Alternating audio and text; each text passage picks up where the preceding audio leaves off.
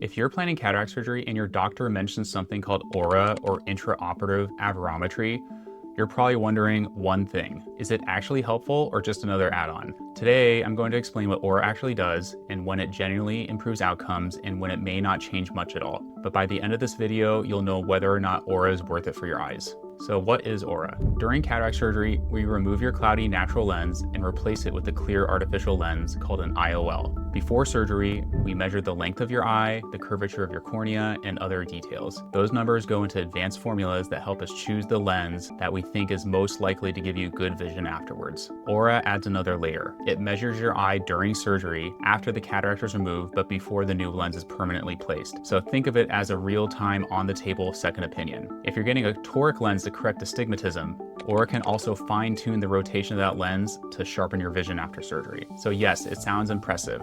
The key question is when that extra information actually matters. So let's talk about when ORA really helps. There are three situations where ORA is most valuable. First, prior LASIK or PRK. This is the biggest one. Laser vision correction changes the shape of the cornea in a way that makes lens calculations less predictable. Even with modern formulas, these eyes are harder to get on target. Multiple studies show that ORA improves accuracy in post-LASIK and post-PRK patients. One large study found that about 2/3 of patients hit their target prescription within half a diopter using ORA, compared to under half of eyes using only traditional methods. If you had LASIK years ago and now need cataract surgery, ORA is usually worth serious consideration. Second, premium lenses. This includes toric lenses, multifocal lenses, and extended depth of focus lenses. These lenses are designed to do more than basic distance vision, and they are less forgiving of small errors. Even a minor miss in lens power or alignment can noticeably affect visual quality. Toric lenses in particular are very sensitive to rotation. A few degrees off can reduce how well they correct astigmatism. ORA gives us real-time feedback to optimize that positioning. Studies consistently show that eyes receiving toric or multifocal lenses are more likely to see meaningful benefit from ORA. Third, eyes at the extremes. So either very nearsighted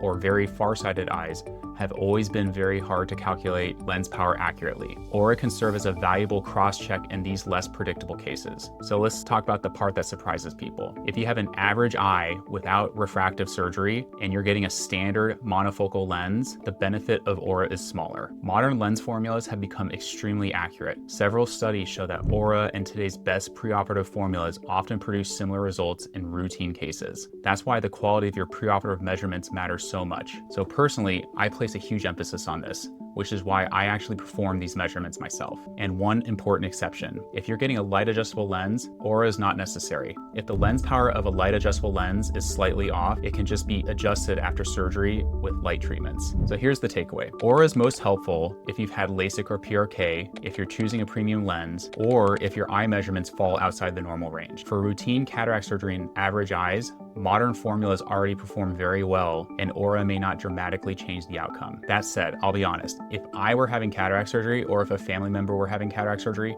I would definitely choose the ORA.